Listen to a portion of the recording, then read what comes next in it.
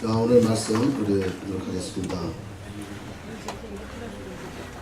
에베소서 6장 1절로 4절 말씀입니다. 우리 성경책 다 펴시고 에베소서 6장 1절로 4절 말씀 우리 같이 함께 보겠습니다.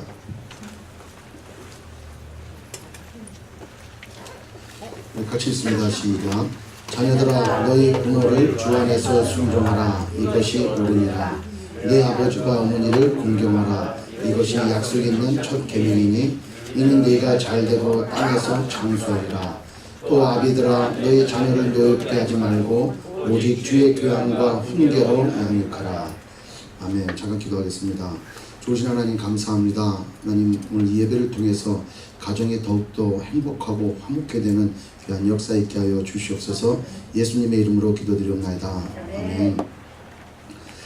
오늘 본문 말씀 보면은 자녀들에 대해서 또 부모님들에 대해서 이 가정 내 자녀와 이 부모의 관계에 대해서 이렇게 말씀을 하고 있는 걸 볼 수 있습니다. 이 표준 세번역에 보니까 1절 말씀이 이렇게 되어 있어요. 자녀이신 여러분 주 안에서 여러분의 부모에게 복종하십시오. 이것이 옳은 일입니다. 또 공동 번역에도 보면은 1절에 자녀된 사람들은 부모에게 순종하십시오. 이것이 주님을 믿는 사람으로서 마땅히 해야 할 일입니다. 그러나 하나님께서 이 가정을 축복해 주셨습니다. 그래서 아담과 하와를 만드시고 이 둘이 남자는 부모를 떠나서 여자와 연합하여 한 몸을 이룰지니라. 그래서 하나님께서 창조시에 이 가정을 허락하셨어요. 여러분, 가정과 가족의 차이를 아십니까? 가정과 가족의 차이가 있는 거죠. 가족은 형제 자매를 포함한 이 전체를 이 가족이라고 하고, 가정은 부모와 자녀 요 사이를 가정이라고 해요. 그러니까 큰 가족에 몇 가정이 있을 수 있겠죠. 이해가 되십니까? 따라서 하나님은 가정을 축복해 주셨어요. 우리는 그런 관계 가운데 살아가고 있는 것이죠. 그래서 우리가 여태까지 살펴봤던 말씀처럼 5장 18절에 술 취하지 말라. 이는 방탕한 것이니 오직 성령의 충만함을 받아라. 이런 말씀을 하세요. 그래서 성령 충만한 사람이 어떻게 행할 것인가가 바로 이 가정생활에서 직접적으로 나온다는 거예요. 그래서 지난 시간에 우리는 이 가정 내에 부부간의 관계를 봤어요. 또 이번 시간에는 그 가정 내에 부모와 자녀의 관계를 또 우리가 상고합니다. 다음 주에는 이 가정의 종으로 살았던 사람들이 있어요. 그래서 주인과 종의 관계에 대해서 얘기를 하고 있는 거죠. 왜 그러면 가정이 중심이 되느냐? 여러분, 사회의 가장 근간이 가정입니다. 교회의 가장 기본 단위가 가정이라는 것이죠. 따라서 가정이 바로 서야 교회가 쓸 수 있고 사회가 건강한 사회가 되어줄 수 있다는 것이죠. 근데 우리는 많은 우리 크리스찬들이 가정에서의 삶이 제대로 이루어지지 않기 때문에 많은 상처와 어려움을 겪고 있다는 거죠. 특별히 지금 시대가 어떤 시대입니까? 대가족 시대에서 이제 소가족으로, 핵가족 시대로 점점 나아감에 따라서 자녀 교육도 굉장히 많은 문제와 어려움을 직면하게 되죠. 옛날에는 한 대가족이 모여서 할아버지의 또는 할머니의 사랑과 그 교육하에 어떻게 세상을 살아나가야 될까라는 것을 우리 자녀들이 보고 배웠어요. 저도 그렇게 보고 배웠던 것 같아요. 제가 어렸을 때 할아버지 계셨고 또 작은 아버님들 계셨고 또 이렇게 이제 저희 세대 이렇게 있었는데 늘 할아버지 앞에서 식사할 때 또 할아버지 앞에서 여러 가지들을 배웠어요. 조상의 지혜를 배우고 또 삶의 지혜를 배우고 또 사람이 하지 말아야 될 것과 해야 될 것, 이런 것들을 늘 배웠다는 것이죠.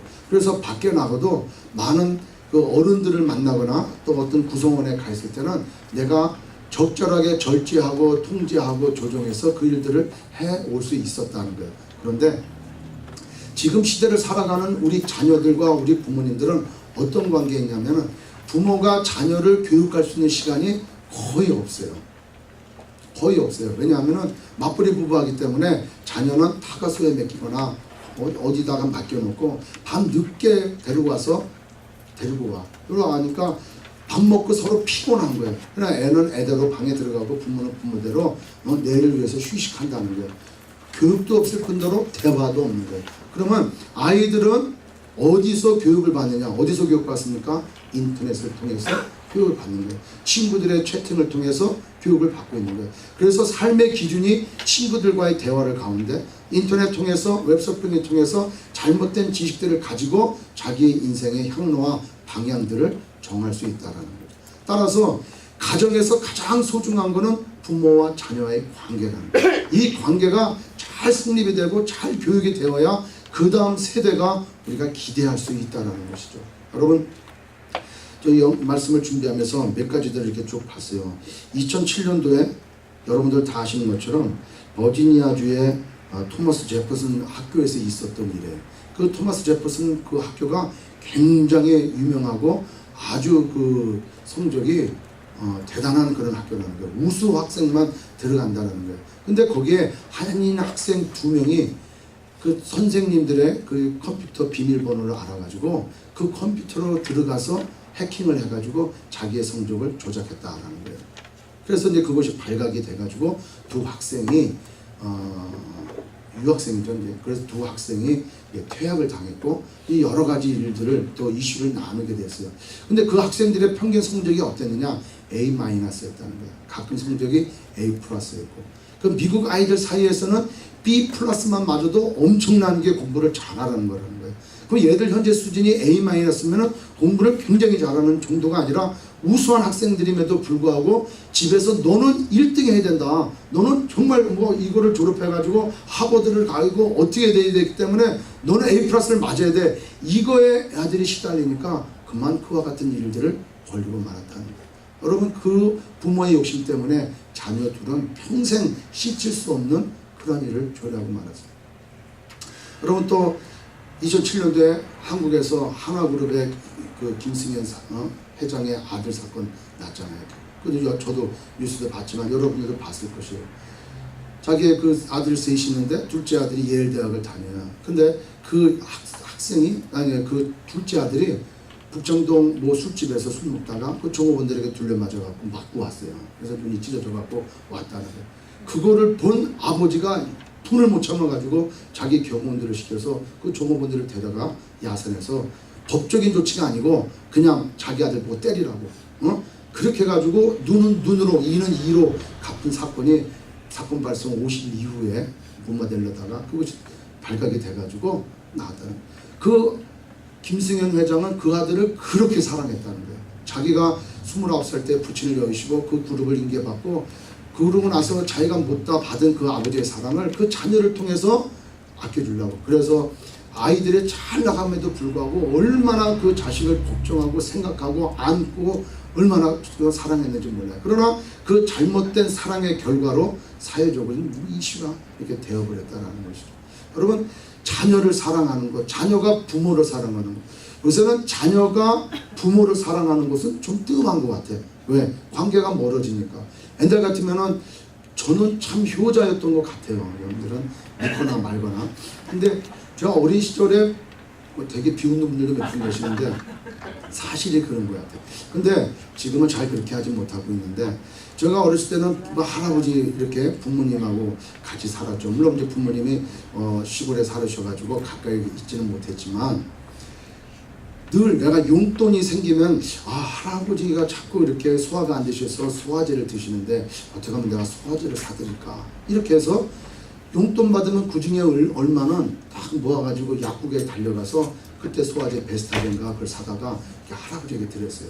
근데 나중에 알고 보니까 그 할아버지가 그거를 또 그냥 작은 아버지 또 아버지에게 자랑을 해가지고 이놈아가 그냥 그래서 고모나 고모부가 오면은 더 심심치 않게 참 기특한지고 해가지고 용돈을 또 이렇게 풍족히 받았어요. 물론 저는 그렇게 잔머리 굴려가지고 이걸 투자하면 이게 오겠구나 이런 생각을 제가 갖지는 못했지만 여하튼 우리 그 시대에 살아갔던 모든 분들은 그래도 부모에게 효도하고 어떻게 하면 부모를 기쁘게 해드리고 어떻게 하면 부모님 용돈 챙겨드리고 이런 마음들을 다 가졌다는 거예요. 그러나 시대가 점점 헷가지화되고 부모와 자녀 간에 대화가 없어지고 오히려 부모가 내가 성취하지 못했던 그러한 꿈과 이상들을 아이를 통해서 대리만족을 가지려고 하는 그리고 이런 일들이 최근에 발생하게 되고 또 전 세계적으로 볼 때 얼마나 우리 이 아이들이 아동들이 학대를 당하고 있습니까? 저희가 갔던 3년 전에 갔던 그 시에라리온 아프리카 서부 아프리카에 있는 시에라리온에 그 다이아몬드 때문에 그 피비린내나는 종족 간의 전쟁이 있었지 않습니까? 그래서 거기를 배경으로 나온 영화가 무슨 다이아몬드? 블러드 다이아몬드. 예. 그 그냥 다이아몬드 하나를 가지고 엄청난 살인 사건이 그냥 벌어지고 종족 간에 막 총을 쏘는데 그 선두에 섰던 사람들이 아이들이라는 거예요. 아이들에게 마약을 먹이고 아이들에게 총을 주고 그리고 사람 죽이는 연습을 시켜가지고 아이들을 통해 갖고 그냥 무차별하고 사람을 죽였다는 거예요. 그 아이들이 그렇게 전쟁터로 넘어가고 있어요. 이번에도 중동전을 할 때 그 이스라엘과 그 팔레스타인 지구 전쟁할 때 TV에 잠깐 봤는데 아이들이 나와가지고 총 들고 막 다니더라고요. 여러분 아이들이 그렇게 방치되어 가고 있어요.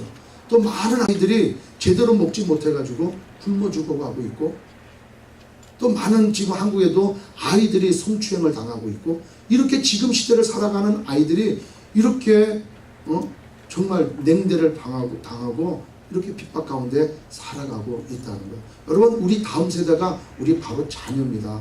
자녀를 어떻게 교육을 잘 시켜야 되느냐 이것이 우리 다음 세대가 보장을 받고 기대할 수 있는 것이지 우리가 그냥 대충 지들은 알아서 잘 크겠지. 제가 늘 했던 말도 이번 말씀을 준비하면서 많이 해야겠어요. 얘들은 앞으로 먹을 날이 많기 때문에 우리만 잘 먹으면 돼 그랬는데 우리 애들도 잘 먹여야 되는 좀 있습니다. 그래서 우리가 옛말에 그런 말이지 않습니까? 금쪽 같은 내 새끼 그러잖아요. 자기 새끼 얼마나 이뻐하고 그래요. 그래서 고슴도치는 뭐라 그래요? 고슴다치도 지 새끼는 함함한다 이래요. 저도 지 새끼는 이쁘다 이런 말로 저도 이제 속담을 들었는데 그 속담 말해보니까 함함하다 이래요. 함함. 그래서 함함이 무슨 뜻인가 막 찾아봤어요. 찾아보니까 털이 부드럽다 이런 거예요. 고슴도치도 지 새끼 털은 부드러운 거예요. 그 우리가 만지면 얼마나 그냥 뾰족뾰족하고 그래요. 그런데 고슴도치는 지 새끼 털은 그렇게 부드럽게 생각한다는 거예요. 그러니까 그만큼 이뻐한다는 거예요. 자기 자식을 그렇게 이뻐하고 사랑하다 보니까 김승현 회장 같이 이제 그러한 불미스러운 일도 일어났었던 것이죠. 따라서 우리가 어떻게 자녀 교육을 잘 시켜야 되느냐. 우리가 이렇게 위인전을 볼 때 아브라함 링컨을 보면 그런 예를 찾을 수 있어요. 미국의 16대 대통령 아브라함 링컨이 어렸을 때는 그 엄마가 늘 성경책이 신약 성경밖에 없대요. 그래서 날마다 성경의 말씀을 읽어주곤 그랬다는 거예요. 그래서 너는 성경의 말씀대로 잘 살아라 이렇게 하고 기도해주고 그리고 그 어머니가 돌아가실 때 유언으로 그 아브라함에게 그런 유언을 했다는 거예요. 너는 평생 살면서 하나님 말씀을 잘 지켜야 나고 기도하는 그런 아들이 되라고 이렇게 축복해줬대요. 그래서 이 아브라함이 대통령이 돼가지고 취임 연설에서 뭐라 그랬냐니까 오늘의 내가 나 된 것은 어머니의 기도와 어머님이 가르쳐 주신 성경을 배운 덕택이었습니다. 여러분 자녀를 어떻게 교육하고 자녀를 어떻게 양육하느냐에 따라서 이 시대에 정말 책임을 짓는 그러한 귀한 인물로 자라나고 그렇지 않고 방치되고 대멋대로 놔둬버리면 이 시대에 문제가 생긴다는 거예요. 그것이 바로 부모 그 가정의 환경에 따라 달려있다. 따라서 우리 한 사람 한 사람이 얼마나 사회를 건강하게 만드느냐 또 더 나아가 하나님 나라를 얼마나 확장시켜 나아가느냐 그건 우리 부모의 책임이다라는 것이죠. 따라서 오늘 말씀을 통해서 우리 모두가 다 이 가정의 소중함 또 부모와 자녀 간의 그런 복되고 아름다운 그런 관계가 다시 한번 재정되시기를 주의 이름으로 축원합니다. 아멘. 그래서 오늘 말씀에 보면은 뭐라고 합니까? 첫 번째, 자녀들아 너희 부모를 주 안에서 순종하라. 이것이 옳으니라. 내 아버지와 어머니를 공경하라. 이것이 약속 있는 첫 계명이니 이는 내가 잘 되고 땅에서 장수하리라. 이렇게 얘기합니다. 말씀드린 대로 가정은 하나님이 만드셨는데 이 가정의 부모에 관해서 주님은 뭐라고 말씀하시나 우리 한번 찾아보겠습니다. 로마서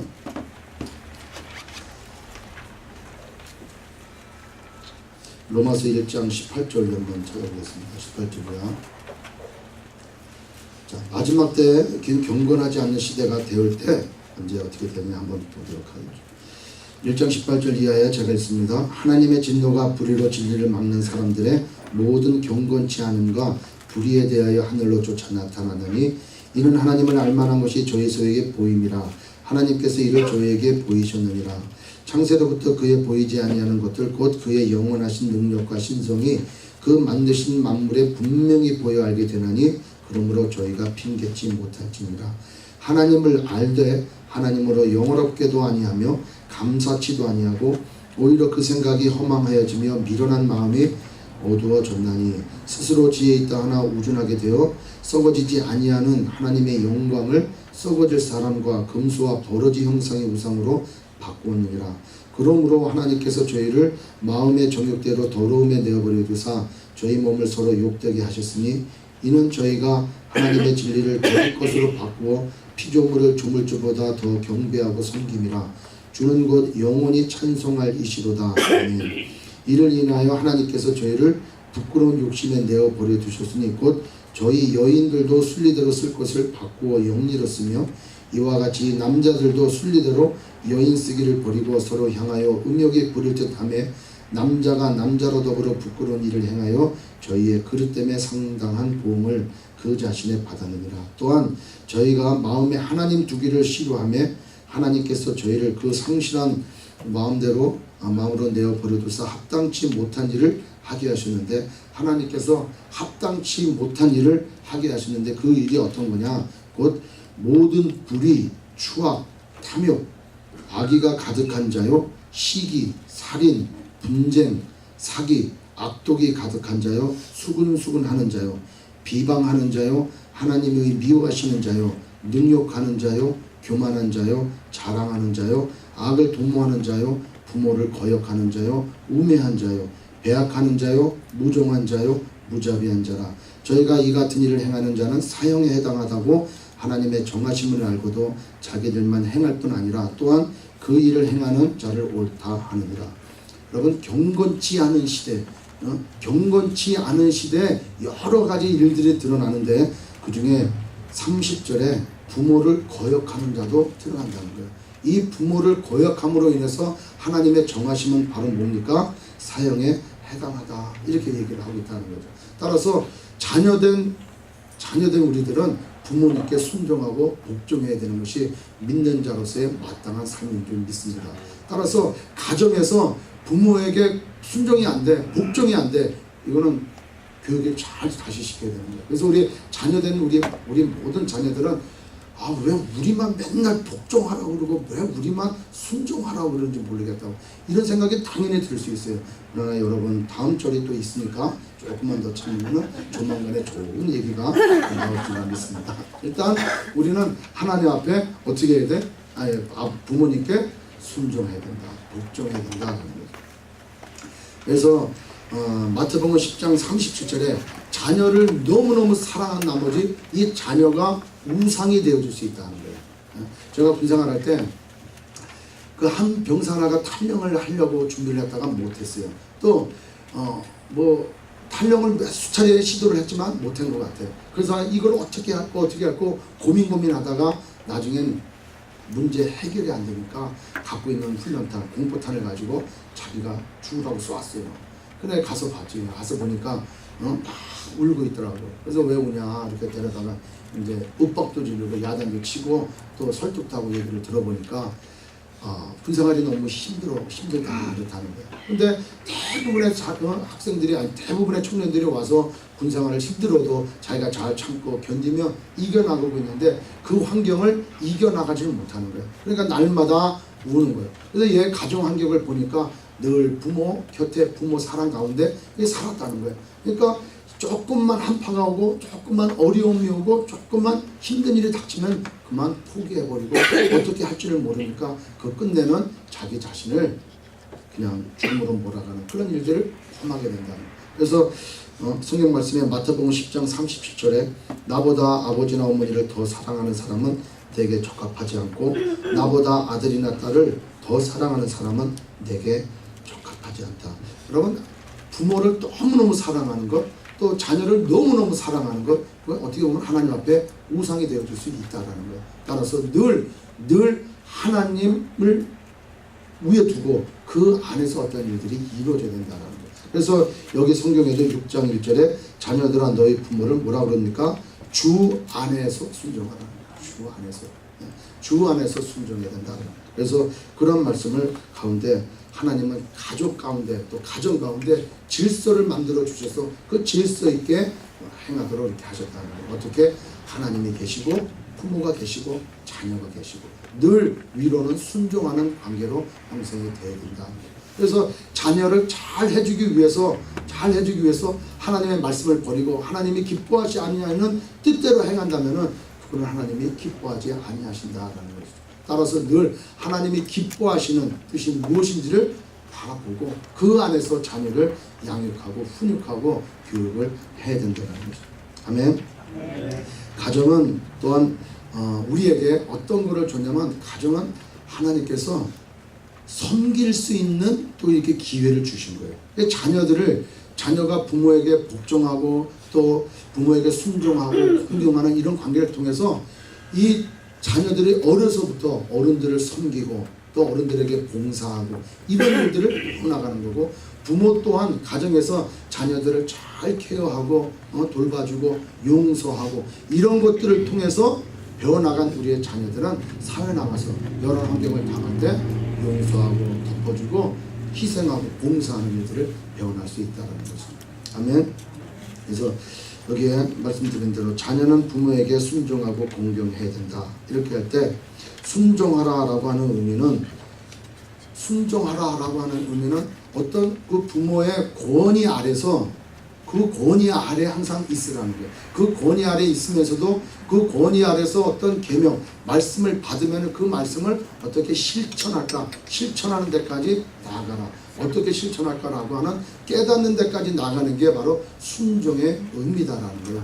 그 다음에 공경하라. 이 공경하라라고 하는 의미는 경외하고 또 존경하라고 하는 의미입니다. 따라서 말씀이 그렇게 되어 있으니까 나는 부모에게 공경해야 돼. 난 부모에게 순종해야 돼. 그래서 내 마음은 허락지 아니하고 그냥 껍데기만 가지고 기계적으로 순종하고 복종하는 것이 아니고 늘 내 마음에 성령의 충만함을 받아야 됩니다. 그래서 5장 18절에 뭐라고 합니까? 술 취하지 말고 방탕하지 말고 오직 성령의 충만함을 받으라 라고 얘기하지 않습니까?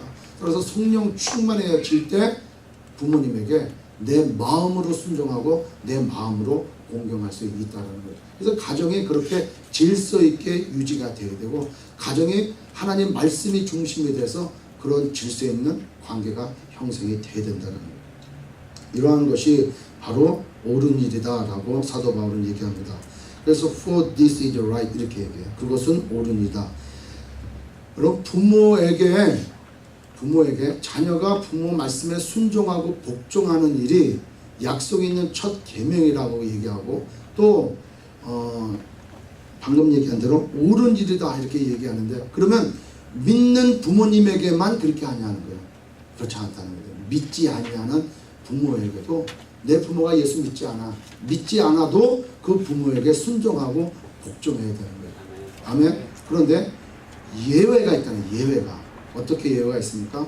부모가 나로 하여금 내가 믿지 않는 부모가 나로 하여금 하나님을 믿는 믿음 가운데 떠나도록 신앙을 갖지 못하도록 한다거나 아니면 어떤 죄를 짓게 만드는 사회 반역이 되는 그런 죄를 짓게 만드는 데 있어서는 우리가 순종하는 것에 대해서는 많이 생각을 해야 된다. 그거에 대해서 무조건 100% 나는 불순종하겠습니다. 이렇게 해서 관계가 악화되지 말고 제가 저거를 안 하는 데 있어서 내가 순종을 하고 싶은데 저것이 바른 것이 아니기 때문에 제가 어쩔 수 없이 이렇게 노력하고 애를 쓰는 모습들을 우리가 보여줘야 된다는 거예요. 그게 지혜라는 거예요. 그러니까 예를 들어서 너 이번 주에 교훈하고 그냥 다리 몽둥이를 부러뜨려 그냥 막 그래도 어떻게 안절부절 못하는 거예요. 부모님 말씀에 순종해야 된다.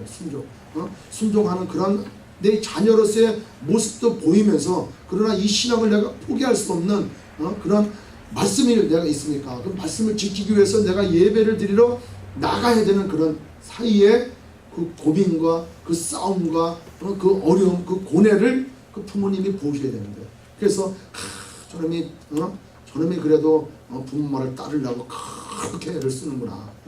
그런데 거기다 대고 그냥 느닷없이 아 왜 그냥 뭐 저한테 해주신 게 뭐 있어가지고 왜 나한테 이렇게 하란 말아 하지 말라 이렇게 합니까? 그럼 부모는 영영 예수 믿는 가운데는 나가지 못한다. 그래서 지혜롭게 얼마나 부모님 말씀에 내가 순종하려고 노력하고 있는가. 이거를 끝까지 갈 때까지 가도록 이렇게 해야 된다는 거예요. 그것이 옳은 일이고 그것이 약속 있는 첫 계명이다. 여러분 출애굽기 20장에 보면은 10계명이 이렇게 쭉 그려 나와요. 10장에 보면 우리 10계명이 다 뭔지 아시죠? 첫 번째 계명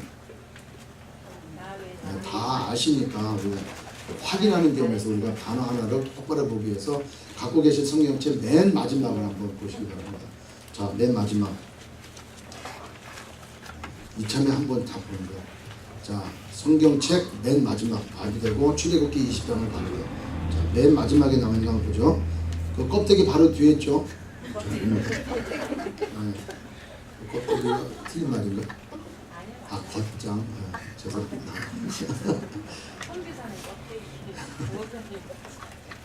자, 이 껍질 맨 뒤에 10계명 하나님이 이 모든 말씀을 일러 가라사대 나는 너를 애굽 땅 종되었던 집에서 인도하여 낸 너의 하나님 여호와라. 제 일은 뭡니까? 다 같이 시작. 너는 나 외에는 다른 신들을 내게 있게 말지니라. 내 외에 다른 신을 여기에 자녀가 우상이 돼도 안 되고 부모가 우상이 돼도 안 되고 이모가 우상이 돼도 안 되고 고모가 우상이 돼도 안 되는 거예요. 언니나 누나가 우상이 되는 게 아니에요. 그래서 많은 젊은 청년들이 유명한 팝가수 오면은 뭐라 그래요? 오빠 막 그러잖아요. 그 우상이야 우상. 우상이야. 그러니까 하나님은 너는 나 외에는 다른 신들을 내게 있게 말지니라 말씀하셨습니다. 제 두 번째는 시작.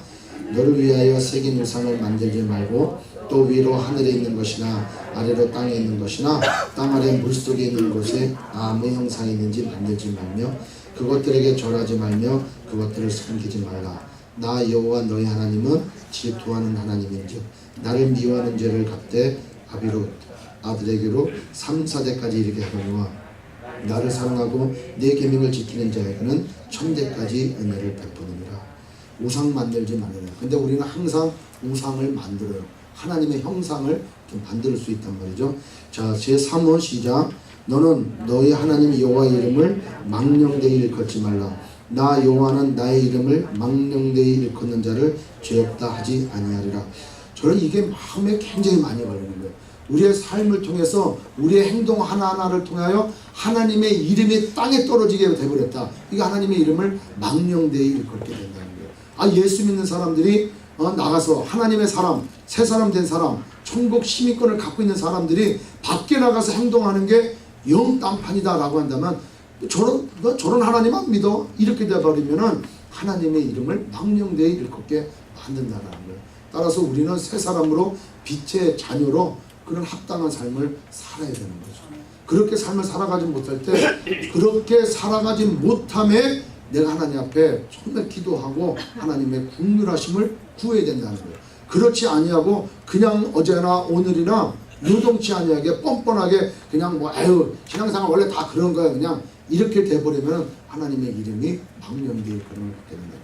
제 네 번째는 안식일을 기억하여 거룩하게 지키라. 엿새 동안은 힘써 내 모든 일을 행할 것이나 제 7일은 너의 하나님 여호와의 안식일인즉 너나 내 아들이나 내 딸이나 내 남종이나 내 여종이나 내 육축이나 내 문안의 유언의 객이라도 아무 일도 하지 말라.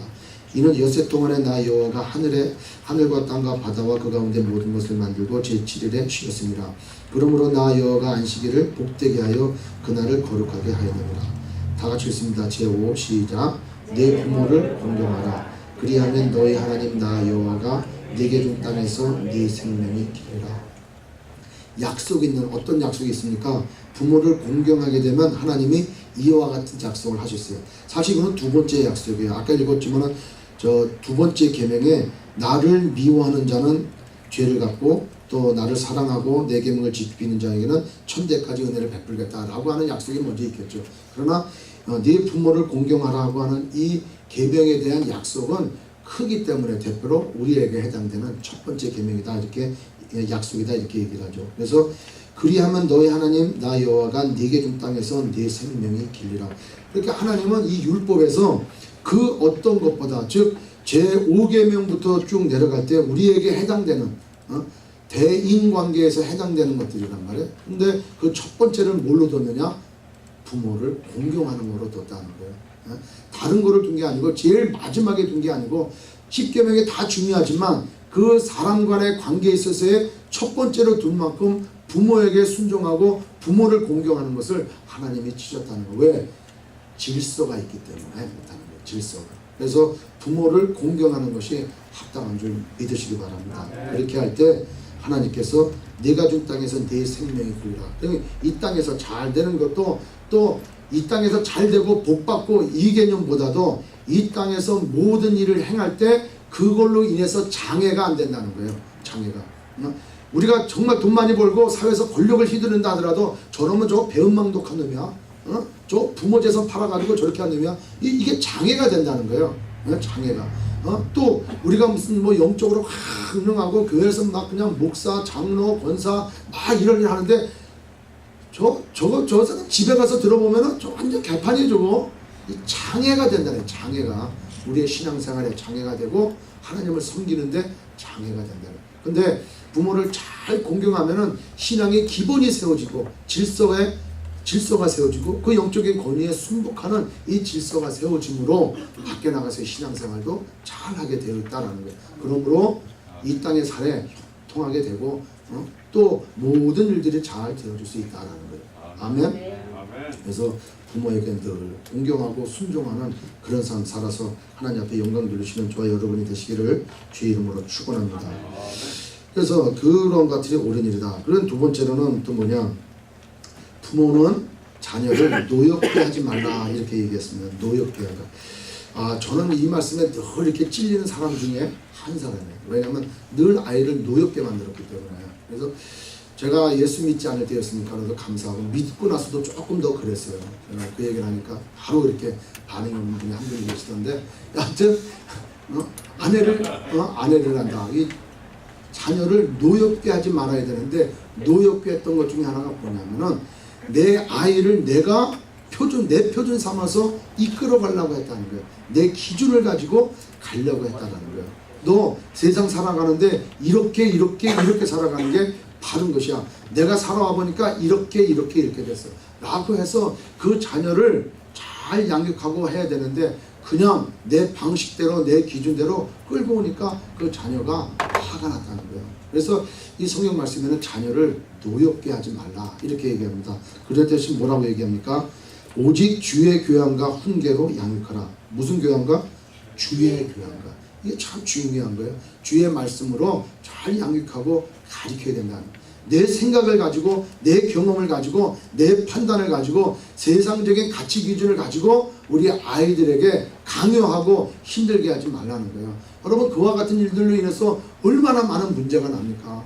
여러분 가정에 파탄이 일어나는 지금 시대에 가정이 무너져가고 있잖아요. 가정이 무너져가고 있어요.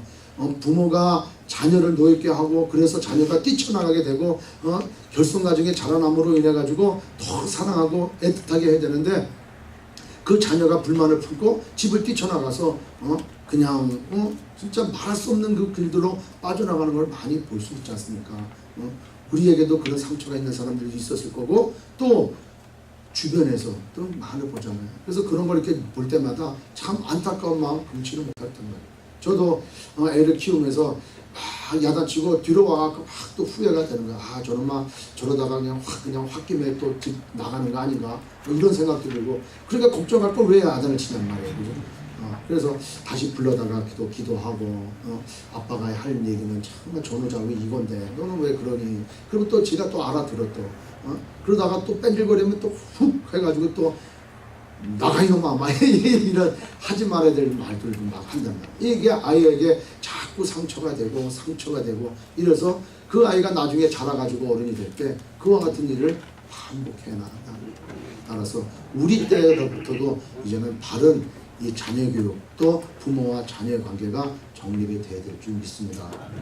따라서 자녀를 노엽게 하지 말아야 된다. 그래서 우리 자녀들을 늘 합리적으로 비합리적으로 말고 합리적으로 다 이해시키고 타당하게 설명해주고 기다려주고 이렇게 해야 된다. 부모는 자녀를 그렇게 노엽게 하지 않게 잘 양육하고 자녀는 부모를 공경하고 순종하고 그 말씀에 따를 이렇게 이게 아름다운 복된 가정이 되어줄 수 있다는 거죠. 또한 요새는 이 자녀들을 회출이 안 돼. 그죠? 그 잠언서에도 뭐라고 합니까? 초달을 금하면 안 된다 그러잖아요. 초달이 뭐예요? 이 회출이 된단 말이에요. 근데 우리가 아이를 양육할 때 기본적인 바탕이 뭐를 갖고 있어야 되느냐? 사랑을 갖고 있어야 됩니다. 주의 사랑으로 늘 이걸 잃으면 안 되는 거예요. 주의 사랑으로 균형 있게 해야 된다.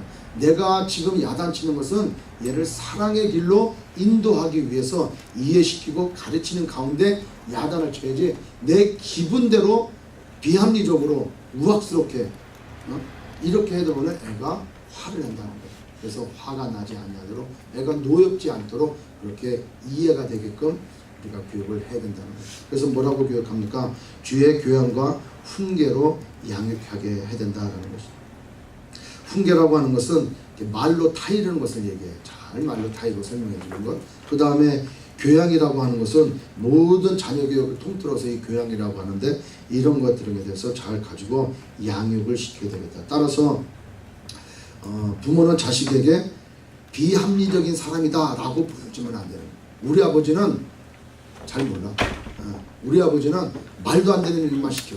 우리 아버지는 나를 이해 못해. 이렇게 시작이 돼버리면 이게 참 골치 아픈 거예요. 그래서 제가 그랬다니까요. 제가 일단은 아주 나쁜 사람 중에 표본 중에 하나일 것 같아요. 몇 년 전에 아버지 학교를 다녔어요.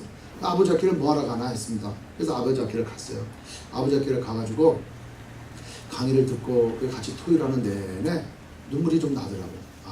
내가 제가 이제 아버지랑 이렇게 오랫동안 떨어져 살아가지고 아버지의 사랑을 내가 받기만 했지 아버지로부터 아버지가 되기 위한 교육을 내가 이렇게 축차적으로 하나씩 배워나갔던 게 있었는가. 아니 배워나가지 않다 하더라도 내가 예수 믿고 이제 한 가정의 아버지가 돼서 나는 정말 내 아들을 사랑하는 것만큼 그렇게 나는 잘 교육하고 훈육을 했는가 이런 생각이 들어요. 그래서 이제 우리 아이에게 편지도 쓰고 또 조용한 식당에 둘이 가고 내가 얘기도 하고 그랬어요. 물론 그걸로 다 그 다음부터는 완전히 변화된 이런 삶 사는 게 또 아니었지만은 그래도 그것이 하나 계기가 돼서 순간순간 내가 한 행동을 뒤돌아보게 되고 이렇게 되어지더라는 거예요. 여러분 우리가 자녀들을 교육을 하고 자녀들을 양육을 할 때 많이 고민을 해야 돼요. 진짜 기도 많이 있게 되는 거예요. 하나님 말씀에 어떻게 양육을 해야 될까 이렇게 하나님 말씀을 자꾸 받아야 되고 자꾸 가져야 되고 그 말씀을 가지고 우리 자녀들의 양육이 잘 되도록 정말 열심히 해야 되는. 여러분 자녀는 나의 소유물이 아니라니까. 근데 우리는 언제부턴가 내 소유물인 줄 알았어요.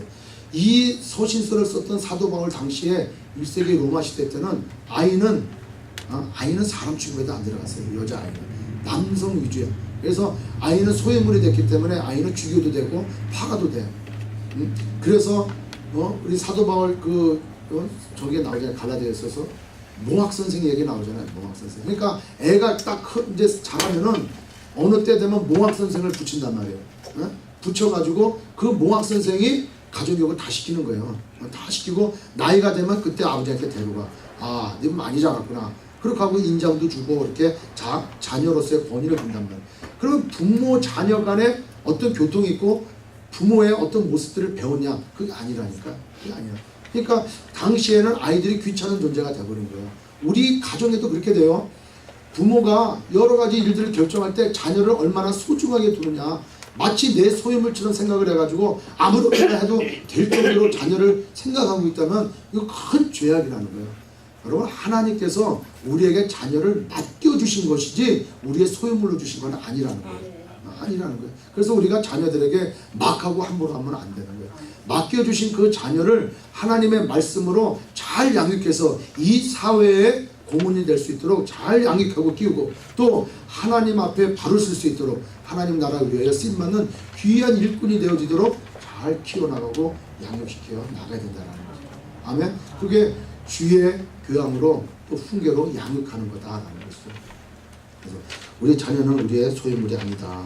그래서 우리 자녀들이 야단을 치어야 되고 당연히 야단을 치어야 되고 잘못된 것에 대해서 당연히 따끔하고 야단을 치고 벌을 내려야 되겠지만, 그러나 그 자녀가 어떤 모멸감을 갖거나 창피함을 갖거나 아니면 분을 갖거나 이렇게 하지 않도록 잘 말씀으로 이해되게끔 이렇게 교육을 시켜야 된다는 거죠. 여러분, 그래서 우리 교회는 어떤 거를 강요한다고 그랬죠? 강조한다고? 가정예배. 여러분, 가정에서의 교육이 정말 중요한 거예요. 근데 많은 분들은, 뭐 우리는 안 그렇지만 저희 큰 교회에 있으면서도 그런 느끼지 않습니까? 교육부가 중요해. 예? 교회의 교육부가 정말 중요해. 그러나 교육부보다 더 중요한 건 바로 어디에? 가정인 거예요. 가정에서 인격이 형성이 되고, 가정에서 사회 일원으로서의 책임감과 의무감도 형성이 되는 거고, 가정에서 말씀이 바로 쓰는 거지. 이 주일날 한 번 나온 주일학교에서 애가 어떤 성장했는데 도움을 준다, 이건 절대 아니라는 거예요. 학교에 가서 아니라는 거예요. 학교 가서 서여주는 게 아니고, 아이들의 바른 인격과 바른 성품과 그리고 바른 신앙생활을 할 수 있는 가장 좋은 장소, 거기는 바로 가정인 거라는 거예요. 그래서 가정 예배가 얼마나 우리에게 소중한지 몰라요. 따라서 가정에서 여러분들 가정 예배를 통하여 말씀을 가리키고 말씀을 배우고 잘못된 것으로 이해해주고 덮어주고 용서해주고 이러한 일들이 있어야 돼요. 지금 시간이 없습니다. 여러분 시간 내셔야 돼요. 일주일에 적어도 하루는 시간을 내셔서 가정 예배를 꼭 드리고, 그 가정 예배에 그냥 모여가지고 떠들고 모는 게 아니고 하나님 말씀을 다 가지고 서로 귀티하고 서로 나누고 자녀들의 생각도 들어보고 자녀들과 같이 해요. 그리고 자녀들 또한 자꾸 부모님이랑 얘기해야 돼. 부모님과 자꾸 얘기해야 부모의 사랑과 부모의 신앙의 본을 내가 받을 수 있다는 거예요. 그러니까 당연히 부모님도 모범된 생활을 할 수밖에 없어요. 아니면 뭐 엄마가 저렇게 하고 다니는데, 아니 뭐 아빠가 저렇게 하고 다니는데 내가 뭘 배우겠어. 아니 뭐 나의 신앙생활 원래 저렇게 하는 거 아니야. 왜? 아빠도 그렇게 하고 엄마도 그렇게 해오니까. 그러니까 내가 자녀들에게 바른 신앙생활의 본을 보이려면 내가 잘해야 돼. 예? 부모가 잘해야 돼요. 그렇지 않으면 부모가 잘못된 신앙의 본을 보여버리면 아이들은 위선자가 돼버리는 거예요. 신앙으로. 위선자가 돼버리는 거예요. 형식적인 신앙인을 아주 그냥 어려서부터 내가 만들어가고 있는 거예요. 내 자녀를 통해서. 그러나 아이들 앞에서 부모가 정말 말씀 앞에 살려고 노력하고 말씀대로 살려고 노력하고 그렇게 하고 하나님 앞에 쓰임받으려고 노력하는 그런 모습들을 보여주며 가정 예배를 드릴 때 자녀들이 그런 모습을 배워가면서 신앙생활한다. 우리 자녀들도 이제는 부모랑 자꾸 얘기해야 되고, 이제는 인터넷으로 들어가가지고 다른 데서 정보를 구하고 다른 데서 나의 신앙을 성숙하려고, 이게 아니고 부모를 통해서 자꾸 가정을 든든히 세워나가는 데 있어서 부모랑 같이 대화하고 또 가정을 든든히 세워져 나가야 된다는 거예요. 아멘. 따라서 그럴 때 부모의 말씀에 절대 복종하고 순종하고, 부모는 자녀를 노엽게 하지 말고 잘 양육하는 그러한 가정이 되어질 때 하나님께서 그 가정을 축복하신다는 거죠. 그럴 때 가정이 행복한 가정이 되어질 수 있다는 거예요. 여러분, 이제 가정에 대해서 우리가 두 번째 이렇게 말씀을 드렸습니다. 자녀와 부모와의 관계. 우리가 자녀와의 부모의 관계는 이 가정이라는 것에 가장 기본적이고, 부부가 바로 쓰고 자녀가 바로 쓰고 이렇게 아름다운 가정이 될 때 하나님이 축복하시고, 또 그러한 가정에 대한 교회가 더욱더 하나님의 일을 감당할 수 있고 세상의 빛과 소금 이런 역할을 감당할 수 있는 것이지, 그렇지 않다면 가정이 불화가 되는데 뭐가 되는 거예요? 여러분, 가정에서는 막 사랑의 그냥 열매가 막 주렁주렁 나야 돼요. 예? 가정에서는 늘 기쁨이 샘솟아야 돼요. 예? 늘 가정에서는 찬양이 넘치고 아름다움이 넘치고 격려가 넘치고 막 이렇게 해야 돼. 그래야 집에 갈 마음이 나. 그렇지 않습니까? 집에 가서 쉼을 얻을 수가 있는 거예요. 아내가 밥을 해놓고 기다리고, 아이들이 그냥 아빠 오길 기다리고, 아빠가 탁 들어가면은 할렐루야 어서 오세요. 얼마나 고생했어요. 아유 당신 수고했지 아빠 오랜만에 봐요. 아침에 봤는데 오늘 보니까 아빠 그냥 너무 멋있어 힘들죠. 아빠가 아빠를 위해서 안마해주고, 아이고 우리 아들 우리 딸 그냥 얼마나 귀여워 이뻐. 그래, 야, 오늘 우리 가정 예배 드리자. 그 말씀을 가지고 그냥 예배 드리면서 하나님 감사합니다. 이렇게 복된 가정 주시니 감사합니다. 이 얼마나 아름다웠냔 말이에요. 그런 아이들이 자라서 나이가 되면 부모를 떠나 다른 여자를 만나 연합되어 한 가정을 이룰 때 똑같이 한다는 거예요. 똑같이. 따라서 지금까지 우리 가정이 그렇게 되어오지 않았다면 내가 어렸을 때에 그렇게 살아가지 않았다면 나로부터 그냥 끝, 나부터 끝. 나까지야, 그냥 나까지. 내 밑에 내 자손부터, 내 자녀부터는 오늘부터 다시 새롭게 결단하고 하나님의 사랑으로 주 안에서 순종하고 복종하고 주의 교양과 훈계로 양육하고, 그래서 하나님이 기뻐하시는 그렇게 성령 충만한 그리스도인들이 드러내야 될, 실천해야 될 그런 행복한 가정의 모습이 우리 소명교회 모든 가정 가운데 이루어지시길 주의 이름으로 축원합니다. 근데 이럴 때 마음 가운데 참 질문이 있습니다. 이런 분이 있어요. 누구라고 얘기 안 하겠지만 저는 혼자입니다. 저는 자녀가 다 컸고요. 저는 없습니다. 여러분, 이 성경은 말씀은 진리인 거예요. 이거를 내가 알아야, 아, 가정이 이런 거구나, 자녀 교육이 이런 거구나, 부모에게 대해서 자녀들이 이렇게 되는구나 알아야 내가 도움을 줄 수 있죠. 이 시대에 힘들게 살아가는 가정이 얼마나 많아요. 가정에 문제가 된 분들이 얼마나 많아요. 근데 내가 그런 진리도 깨닫지 못하는데 어떻게 가서 내가 설명을 해줄 수 있고 도움을 줄 수 있냐는 거예요. 우리의 도움이 필요한 곳이 정말 곳곳이 많아. 그런데 내가 그런 진리도 모르고, 야 임마 아빠한테 무조건 순종해야지 왜 까불어 이놈아, 이게 말이 안 되는 거예요. 이게 말씀을 알고 진리를 알고 부모와 자녀 간에 이 가정에서 이루어져야 될 일들이 어떻게 주 안에서 잘 이루어져야 되는가, 혼자 살든 둘이 살든 뭐 아니면 아예 그냥 아이가 없든 이거 상관없이 이 진리의 말씀은 알아야 된다는 거예요. 그래서 정말 우리 크리스천 이 가정들은 행복하고 기쁨이 넘치고 아름다운 그런 복된 가정 되어 늘 하나님 앞에 영광 돌리시기 바라겠습니다. 기도하겠습니다.